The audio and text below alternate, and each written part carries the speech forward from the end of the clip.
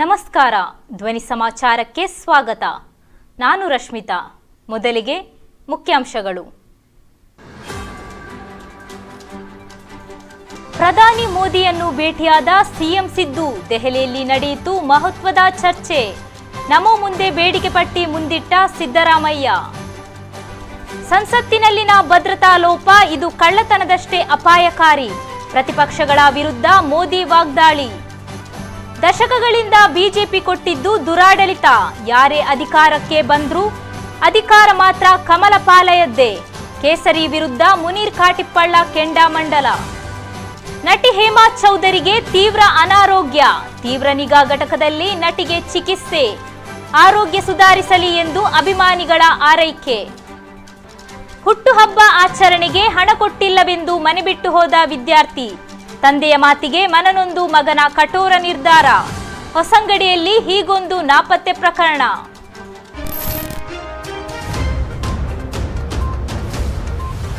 CM Siddaramaiah ಅವರು ಇಂದು ಪ್ರಧಾನಿ ನರೇಂದ್ರ ಮೋದಿ ಅವರನ್ನು ಭೇಟಿಯಾಗಿ ಮಹತ್ವದ ಚರ್ಚೆ ನಡೆಸಿದ್ದಾರೆ. ಸಂಸತ್ ಭವನದ ಪ್ರಧಾನಿ ಕಚೇರಿಗೆ ತೆರಳಿದ ಸಿಎಂ ಸಿದ್ದರಾಮಯ್ಯ ಹಾಗೂ ಸಚಿವ ಕೃಷ್ಣ ಬೈರೇಗೌಡ ಅವರು ರಾಜ್ಯದಲ್ಲಿ ಭೀಕರ ಬರಗಾಲ ಎದುರಾಗಿರುವ ಹಿನ್ನೆಲೆಯಲ್ಲಿ ಕೃಷಿ ನಷ್ಟ, ಬರ ಪರಿಸ್ಥಿತಿ ನಿರ್ವಹಣೆಗೆ ಬೇಕಾಗಿರುವ ನೆರವಿನ ಬಗ್ಗೆ ಮಾತುಕತೆ ನಡೆಸಿದ್ದಾರೆ.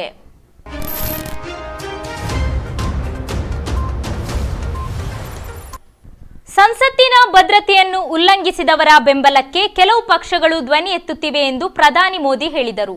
ಇದು ಕಳ್ಳತನದಷ್ಟೇ ಅಪಾಯಕಾರಿ, ಋಣಾತ್ಮಕ ರಾಜಕೀಯದ ಕಾರಣ. 2024ರಲ್ಲೂ ಪ್ರತಿಪಕ್ಷಗಳು ಅಧಿಕಾರದಿಂದ ಹೊರಗುಳಿಯಲು ಹೊರಟಿವೆ. ಕೆಲವು ಜನರು ಒಳ್ಳೆಯ ಮತ್ತು ಸಕಾರಾತ್ಮಕ ಕೆಲಸವನ್ನು ಮಾಡಲು ಉದ್ದೇಶಿಸಿಲ್ಲ ಎಂದು ಮೋದಿ ವಾಗ್ದಾಳಿ ನಡೆಸಿದರು.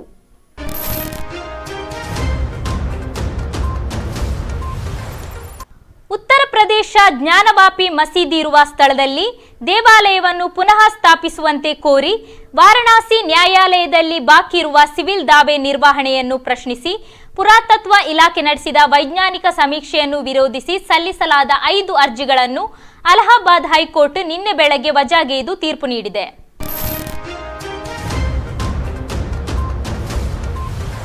ಕಳೆದ 35 ವರ್ಷಗಳಿಂದ ದಕ್ಷಿಣ ಕನ್ನಡ ಮತ್ತು ಉಡುಪಿ ಜಿಲ್ಲೆಗಳನ್ನು ಒಳಗೊಂಡ ಕರಾವಳಿ ಭಾಗದ ಕ್ಷೇತ್ರಗಳನ್ನು ಬಿಜೆಪಿಯವರೇ ಪ್ರತಿನಿಧಿಸುತ್ತಿದ್ದಾರೆ.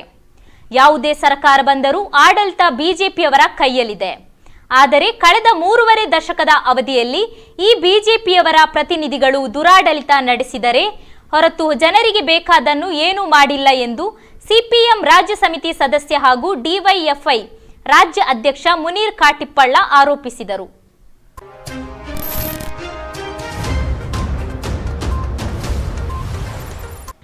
ಎಸಿಪಿ ಮಹೇಶ್ ಕುಮಾರ್ ಅವರ ಕನಸಿನ ಸಂಯುಕ್ತ ಕರಾವಳಿ ಸಾಂಸ್ಕೃತಿಕ ಪ್ರತಿಷ್ಠಾನ ಮಂಗಳೂರು ಇದರ ಆಶ್ರಯದಲ್ಲಿ ಕರಾವಳಿ ಕರ್ನಾಟಕದ ಅತಿದೊಡ್ಡ ಸಂಗೀತೋತ್ಸವ ಕಾರ್ಯಕ್ರಮ ದಿನಾಂಕ 20/1/2024ರಂದು ಮಂಗಳೂರು ಪುರಭವನದಲ್ಲಿ ನಡೆಯಲಿದ್ದು, ಈ ಕಾರ್ಯಕ್ರಮದ ಪೋಸ್ಟರ್ ಬಿಡುಗಡೆಯನ್ನು 17/12/2024ರಂದು ಓಷನ್ ಪರ್ಲ್ನಲ್ಲಿ ಸಂಗೀತ ಬಾಹರ್ ಕರೋಕೆ ಕ್ಲಬ್ನ ಕಾರ್ಯಕ್ರಮದಲ್ಲಿ ಬಿಡುಗಡೆಗೊಳಿಸಲಾಯಿತು. 20ನೇ ತಾರೀಕು ಮಂಗಳೂರಿನಲ್ಲಿ ಒಂದು ದೊಡ್ಡ ಸಂಗೀತ ಹಬ್ಬ ಆಗ್ತಾ ಇದೆ. ಆ ಹಬ್ಬ ಮಂಗಳೂರು ಮತ್ತು ಉಡುಪಿ ಜಿಲ್ಲೆಯ ಎಲ್ಲ ಸಂಗೀತಗಾರರನ್ನ ಒಂದೇ ವೇದಿಕೆ ಮೇಲೆ ಒಂದು ದಿನ ಎಲ್ಲರನ್ನ ಒಟ್ಟಿಗೆ ಸೇರಿಸುವಂತ ಒಂದು ದೊಡ್ಡ ಯೋಜನೆಯನ್ನು ಮಾಡಿ ನಾವು ಒಂದು ಕಾರ್ಯಕ್ರಮವನ್ನು ಆಯೋಜನೆ ಮಾಡಿದ್ವಿ. ಅಂದರೆ ಸುಮಾರು 1964ರಲ್ಲಿ ಪ್ರಾರಂಭವಾದಂತಹ ಸಂಗೀತ ಯಾತ್ರೆ 2 ಜಿಲ್ಲೆಗಳಲ್ಲಿ ಇಲ್ಲಿ ತನಕ ಸುಮಾರು ಸಾವಿರಾರು ಕಲಾವಿದರು ತಮ್ಮ ಕಲಾ ಸೇವೆಯನ್ನು ಮಾಡಿದ್ದಾರೆ. ಈಗ ಹೊಸದಾಗಿ ಉಟ್ಕೊಂಡಿರುವಂತದ್ದು ಈ ಕರೋಕೆ ಕ್ಲಬ್. ಗೀತ ಗಾಯನದಲ್ಲಿ ಆಸಕ್ತಿ ಇರುವಂತಹ ವ್ಯಕ್ತಿಗಳು ಒಂದು ಗ್ರೂಪ್ ಅನ್ನು ಮಾಡಿಕೊಂಡು ತಮ್ಮ ಖುಷಿಗಾಗಿ, ಯಾವುದೇ ಪ್ರದರ್ಶನಕ್ಕಾಗದೆ ಖುಷಿಗಾಗಿ ಒಂದು ಗೀತ ಗಾಯನಗಳನ್ನು ಮಾಡುವಂತ ಒಂದು ಕ್ಲಬ್ಗೆ ನಾವು ಬಂದಿದ್ದೀವಿ. ಆ ಕಾರ್ಯಕ್ರಮದ ಉದ್ದೇಶ ಇಷ್ಟೇ. ಸುಮಾರು 4 ದಶಕಗಳ ಹಿಂದೆ ಯಾರ್ಯಾರು ಸಂಗೀತ ಕ್ಷೇತ್ರದಲ್ಲಿ ಸೇವೆ ಮಾಡಿದ್ದಾರೆ, ಇಲ್ಲಿ ತನಕ ಯಾರು ಸೇವೆ ಮಾಡ್ತಾ ಇದ್ದಾರೆ, ಅವರನ್ನೆಲ್ಲ ಒಂದು ದಿನ ಅವರೆಲ್ಲ ಜೊತೆಗೂಡಿ ಒಂದು ಸಂಗೀತ ಸಮ್ಮೇಳನ ಅನ್ನೋ ಒಂದು ಕಾರ್ಯಕ್ರಮ ಮಾಡಬೇಕು ಅಂತ ಯೋಚನೆ ಮಾಡಿದೆ. ಹಾಗಾಗಿ 1,000 ಜನ ಸಂಗೀತಗಾರನ ಒಟ್ಟಿಗೆ ಸೇರಿಸುವಂತ ಒಂದು ಪ್ರಯತ್ನ ಮಾಡ್ತಾರೆ. ಅದರ ಭಾಗವಾಗಿ ತಾವು ಅದರಲ್ಲಿ ಇರಬೇಕು ಅಂತೇಳಿ ನಿಮ್ಮನ್ನ ಇನ್ವೈಟ್ ಮಾಡಲಿಕ್ಕೆ ನಾವು ಇಲ್ಲಿ ಬಂದಿದ್ದೇವೆ. ಸುಮಾರು ದೊಡ್ಡ ಒಂದು ಕರೋಕೆ ಕ್ಲಬ್, ದಯಮಾಡಿ ನಮ್ಮ ಜೊತೆಗೆ ಸಹಕಾರ ಕೊಡಿ. ಒಂದು ದಿನ ನಿಮ್ಮೆಲ್ಲ ಕೆಲಸಗಳನ್ನು ಬದಿಗೊಟ್ಟು ಸಂಗೀತಕ್ಕೋಸ್ಕರ ಸಂಗೀತಗಾರರೇ ಮಾಡುವಂತಹ ಕಾರ್ಯಕ್ರಮ ಅದು ಬೆಳಿಗ್ಗೆ 9ರಿಂದ ಪ್ರಾರಂಭವಾಗಿ ಸಂಜೆ 5ರ ತನಕ ಟೌನ್ ಹಾಲ್ ನಲ್ಲಿ ಆಗ್ತದೆ. ಅದನಂತರ ಕರಾವಳಿ ಮೈದಾನದಲ್ಲಿ ಒಂದು ಬೃಹತ್ ಸ್ಟಾರ್ ನೈಟ್ ಕಾರ್ಯಕ್ರಮ ಆಗುತ್ತದೆ. ಇದೆಲ್ಲ ಕಾರ್ಯಕ್ರಮದ ಕೊನೆಯಲ್ಲಿ ಸುಮಾರು 300ಕ್ಕೂ ಹೆಚ್ಚು ಕಲಾವಿದರು ಏಕಕಾಲದಲ್ಲಿ ಒಂದು ವಿವಿಧ ಗೀತೆಗಳ ಮೂಲಕ ಒಂದೇ ವೇದಿಕೆಯಲ್ಲಿ ನೋಡುವಂತಹ ಒಂದು ಅವಕಾಶವನ್ನು ನಾವು ಅಧ್ಯಯನ ಮಾಡ್ತಾ ಇದ್ದೇವೆ. ಹಾಗಾಗಿ ತಾವು ಬರಬೇಕು, ಆ ಕಾರ್ಯಕ್ರಮ ಯಶಸ್ವಿಗೊಳಿಸಬೇಕು, ತಾವು ಭಾಗಿದಾರರಾಗಬೇಕು ಅಂತೇಳಿ ಇಲ್ಲಿರ್ತಕ್ಕಂಥ ಉಮಾಕಾಂತರವರು ನಮ್ಮ ಒಂದು ಆರ್ಗನೈಸಿಂಗ್ ಕಮಿಟಿಯ ಒಂದು ಮುಖ್ಯ ಕಾರ್ಯಕರ್ತರಾಗಿದ್ದಾರೆ. ಜೊತೆಗೆ ಈ ಇದರಲ್ಲಿ ಒಂದು ಕರೋಕೆ ಸಿಂಗರ್ಸ್ಗೂ ಒಂದು ಸೆಗ್ಮೆಂಟ್ ಅನ್ನು ನಾವು ಮೀಸಲಿಡ್ತಾ ಇದ್ದೀವಿ. ನಿಮ್ಮ ಪ್ರದರ್ಶನದಲ್ಲಿ ಆಗಬೇಕು ಅಂತ ನಿಮಗೊಂದು ವೇದಿಕೆಯನ್ನು ಕೊಡ್ತಾ ಇದ್ದೀವಿ. ಮಧ್ಯಾಹ್ನ 2ರಿಂದ ಸಂಜೆ 5ರ ತನಕ ಕರೋಕೆ ಗಾಯಕರಿಗಾಗಿ ಒಂದು ಅವಕಾಶವನ್ನು ಮಾಡಿಕೊಡ್ತಾ ಇದ್ದೀವಿ. ಅದರ ನೇತೃತ್ವವನ್ನು ಉಮಾಕಾಂತ್ ಅವರು ವಹಿಸಿಕೊಂಡು ಅವರು ಅದರ ಜವಾಬ್ದಾರಿಯನ್ನು ತೆಗೆದುಕೊಂಡಿದ್ದಾರೆ. ಹಾಗಾಗಿ ಈ ಒಂದು ಸದುಪಯೋಗವನ್ನು ಪಡಿಸಿಕೊಂಡು ಆ ಕಾರ್ಯಕ್ರಮದ ಮೊದಲ ಪೋಸ್ಟರ್ ಈ ಕಾರ್ಯಕ್ರಮದಲ್ಲಿ ನಾವು ಬಿಡುಗಡೆ ಮಾಡಬೇಕು ಎಂದು ಉಮಾಕಾಂತ್ ಅವರ ಅನುಮತಿ ಪಡೆದುಕೊಂಡು ಇಲ್ಲಿ ಬಂದಿದ್ದೇವೆ. ದಯಮಾಡಿ ಇಲ್ಲಿ ಒಬ್ಬರು ಯಾರಾದರೂ ಸೀನಿಯರ್ ಬಂದು ದಯಮಾಡಿ ಅದನ್ನು ಉದ್ಘಾಟನೆ ಮಾಡಿಕೊಡಿ. ಕೆಕೆ ಪ್ಲೀಸ್ ಕನ್ಸರ್. ಇದು ನಮ್ಮ ಕಾರ್ಯಕ್ರಮದ ಮೊದಲ ಪೋಸ್ಟರ್ ನಿಮ್ಮಿಂದ ಪ್ರಾರಂಭ ಆಗ್ತಾ ಇದೆ.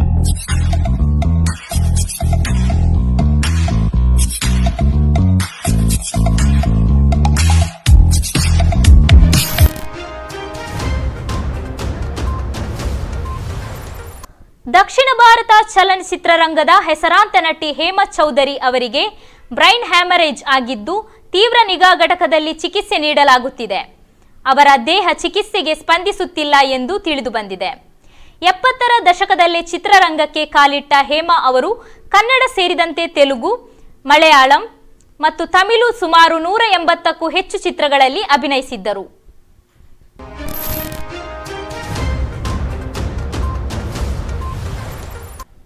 ಡಾಂಬರಿನಲ್ಲಿ ಸಿಲುಕಿದ ನಾಗರ ಹಾವೊಂದನ್ನು ಪುತ್ತೂರಿನ ಉರಗ ಪ್ರೇಮಿ ತೇಜಸ್ ಬನ್ನೂರು ರಕ್ಷಿಸಿ ಹಾವಿಗೆ ಜೀವದಾನ ಮಾಡಿದ್ದಾರೆ. ಡಾಂಬರ್ನಲ್ಲಿ ಸಿಲುಕಿ ಒದ್ದಾಡುತ್ತಿದ್ದ ಹಾವನ್ನು 2 ದಿನಗಳ ಕಠಿಣ ಪರಿಶ್ರಮದೊಂದಿಗೆ ತೇಜಸ್ ರಕ್ಷಿಸಿದ್ದಾರೆ. ತೇಜಸ್ ಬನ್ನೂರು ಇಂತಹ ಹಲವು ಕಾರ್ಯಗಳನ್ನು ಮಾಡಿದ್ದು, ಅದರಲ್ಲೂ ಹಾವುಗಳನ್ನು ರಕ್ಷಿಸಿ ಅವುಗಳಿಗೆ ಜೀವದಾನವನ್ನು ಮಾಡಿರುವ ಹಲವು ಉದಾಹರಣೆಗಳಿವೆ.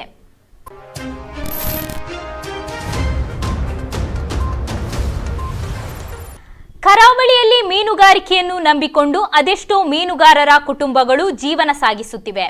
ಆದರೆ ಸಮುದ್ರದಲ್ಲಿ ಮೀನುಗಾರರಿಗೆ ಆರೋಗ್ಯ ಸಮಸ್ಯೆ ಎದುರಾದರೆ ತಕ್ಷಣ ಚಿಕಿತ್ಸೆ ನೀಡುವ ವ್ಯವಸ್ಥೆಯಾಗಲಿ ಅಥವಾ ಅವರ ರಕ್ಷಣೆಗಾಗಲಿ ಯಾವುದೇ ವ್ಯವಸ್ಥೆ ಇರಲಿಲ್ಲ.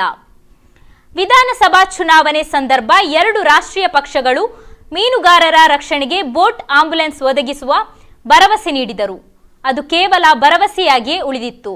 ಆದರೆ ಇದೀಗ ಸರ್ಕಾರದ ಸಹಾಯ ನಿರೀಕ್ಷಿಸದೆ ಉಳ್ಳಾಲ ವಲಯದ ನಾಡದೋಣಿ ಮತ್ತು ಗಿಲ್ನೆಟ್ ಮೀನುಗಾರರ ಸಂಘದವರು ತಾವೇ ಆಂಬ್ಯುಲೆನ್ಸ್ ಬೋಟ್ ನಿರ್ಮಾಣದ ಕಾರ್ಯವನ್ನು ಮಾಡುತ್ತಿದ್ದಾರೆ.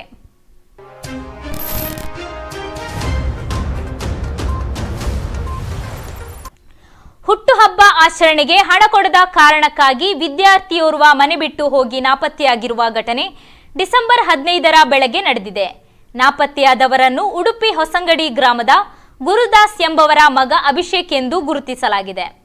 ಮಣಿಪಾಲ ಟಿಎಂಎ ಪೈ ಕಾಲೇಜಿನಲ್ಲಿ ಡಿಪ್ಲೊಮಾ ಓದುತ್ತಿದ್ದ ಅಭಿಷೇಕ್ ಡಿಸೆಂಬರ್ 15ರಂದು ಕಾಲೇಜಿಗೆ ರಜೆ ಹಾಕಿದ್ದನು. ಡಿಸೆಂಬರ್ 16ರಂದು ಹುಟ್ಟುಹಬ್ಬ ಇರುವುದರಿಂದ ಹಣ ಕೊಡುವಂತೆ ತಂದೆಯ ಬಳಿ ಕೇಳಿದ್ದನು.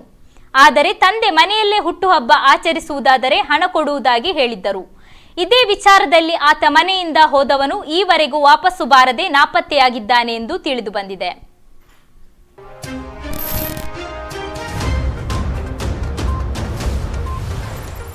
ಸೊಳ್ಳೆ ನಿವಾರಕ ದ್ರಾವಣ ಸೇವಿಸಿದ ಪರಿಣಾಮ ಹೆಣ್ಣು ಮಗುವೊಂದು ಮೃತಪಟ್ಟಿದೆ. ಕಾಞಂಗಾಡ್ ನಿವಾಸಿ ರಮ್ಶೀದ್ ಅನಿಫಾ ದಂಪತಿಗಳ ಪುತ್ರಿ ಜೆಸಾ ಮೃತಪಟ್ಟ ಬಾಲಕಿ. ಕಳೆದ 2 ದಿನಗಳ ಹಿಂದೆ ಮನೆಯಲ್ಲಿ ಆಟವಾಡುತ್ತಿದ್ದಾಗ ಸೊಳ್ಳೆ ನಿವಾರಕ ದ್ರಾವಣದ ಬಾಟಲಿ ಆಕಸ್ಮಿಕವಾಗಿ ಬಾಯಲ್ಲಿ ಇಟ್ಟುಕೊಂಡಿದ್ದು, ಅದರಲ್ಲಿದ್ದ ರಾಸಾಯನಿಕ ದ್ರಾವಣ ದೇಹ ಸೇರಿದ ಪರಿಣಾಮವಾಗಿ ತೀವ್ರ ಉಸಿರಾಟದ ತೊಂದರೆ ಕಾಣಿಸಿಕೊಂಡಿದ್ದು, ತಕ್ಷಣ ಮಗುವನ್ನು ಮಂಗಳೂರಿನ ಖಾಸಗಿ ಆಸ್ಪತ್ರೆಗೆ ದಾಖಲಿಸಿದಾದರೂ ಮಗು ಮಂಗಳವಾರ ಬೆಳಗ್ಗೆ ಚಿಕಿತ್ಸೆ ಫಲಕಾರಿಯಾಗದೆ ಮೃತಪಟ್ಟಿದೆ.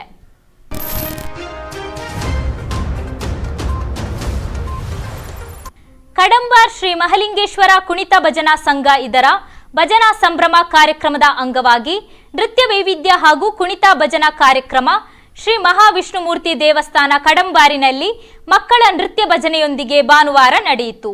ಈ ಸಂದರ್ಭ ನಡೆದ ಸಭಾ ಕಾರ್ಯಕ್ರಮಕ್ಕೆ ಹಿರಿಯರಾದ ಜಯಂತ ಶೆಟ್ಟಿ ಪ್ರಾರ್ಥನೆ ಹಾಡುವುದರೊಂದಿಗೆ ಚಾಲನೆ ನೀಡಿದರು. ಎಸ್ಎನ್ ಕಡಂಬಾರು, ವಸಂತ ಭಟ್ ತೊಟ್ಟೆತೋಡಿ ಶುಭ ಹಾರೈಸಿದರು. ಸುಬ್ರಹ್ಮಣ್ಯ ಭಟ್, ಲಕ್ಷ್ಮೀಶ ರಾವ್, ಶ್ರೀಕಾಂತ್ ಹಾಗೂ ವೇದಮೂರ್ತಿ ಗಣೇಶ್ ನಾವಡ ಉಪಸ್ಥಿತರಿದ್ದರು.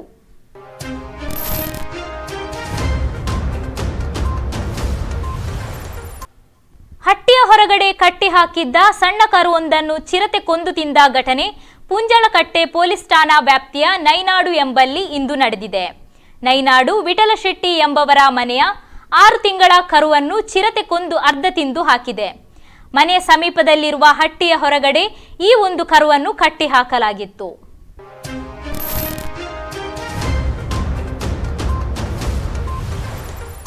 ಮಕ್ಕಳೆಂದರೆ ದೇವರ ಸಮಾನ ಅನ್ನೋದು ವಾಡಿಕೆ ಮಾತು. ಇಲ್ಲಿ ಅದೇ ಮಾತು ನಿಜವಾದಂತಿದೆ. ಅಂತಹ ಒಂದು ಪುಟ್ಟ ಸ್ವಾಮಿಯ ವಿಡಿಯೋ ಸದ್ಯ ಸಾಮಾಜಿಕ ಜಾಲತಾಣದಲ್ಲಿ ಫುಲ್ ವೈರಲ್ ಆಗಿದೆ. ಆ ವೈರಲ್ ವಿಡಿಯೋ ಇಂದಿನ ವೈರಲ್ ಸೆಗ್ಮೆಂಟ್ ಅಲ್ಲಿ. ಇದರೊಂದಿಗೆ ಇಂದಿನ ಸಮಾಚಾರವನ್ನು ಮುಕ್ತಾಯಗೊಳಿಸುತ್ತಿದ್ದೇನೆ. ನಿರಂತರ ಸುದ್ದಿಗಾಗಿ ವೀಕ್ಷಿಸಿ ನಿಮ್ಮ ಧ್ವನಿ ಮೀಡಿಯಾ.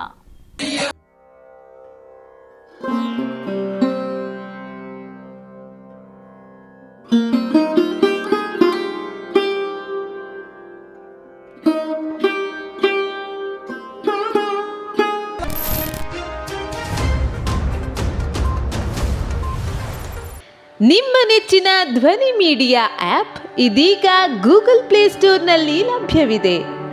ಗೂಗಲ್ ಪ್ಲೇಸ್ಟೋರಿಗೆ ಹೋಗಿ ಧ್ವನಿ ಮೀಡಿಯಾ ಅಂತ ಟೈಪ್ ಮಾಡಿ ಉಚಿತವಾಗಿ ಡೌನ್ಲೋಡ್ ಮಾಡಿಕೊಳ್ಳಿ. ನಿಮ್ಮ ನೆಚ್ಚಿನ ಎಲ್ಲ ಕಾರ್ಯಕ್ರಮಗಳನ್ನು ತಪ್ಪದೇ ವೀಕ್ಷಿಸಿ. ಯೂಟ್ಯೂಬ್ನಲ್ಲಿ ಧ್ವನಿ ಮೀಡಿಯಾ ಅಂತ ಟೈಪ್ ಮಾಡಿ ಸಬ್ಸ್ಕ್ರೈಬ್ ಮಾಡಿಕೊಳ್ಳಿ. ಧ್ವನಿ ಮೀಡಿಯಾವನ್ನು ಫೇಸ್ಬುಕ್, ಇನ್ಸ್ಟಾಗ್ರಾಮ್ ಹಾಗೂ ಟ್ವಿಟರ್ಗಳಲ್ಲೂ ವೀಕ್ಷಿಸಬಹುದಾಗಿದೆ. ಧ್ವನಿ ಮೀಡಿಯಾ, ನಿಮ್ಮ ಧ್ವನಿಗೆ ನಮ್ಮ ಧ್ವನಿ.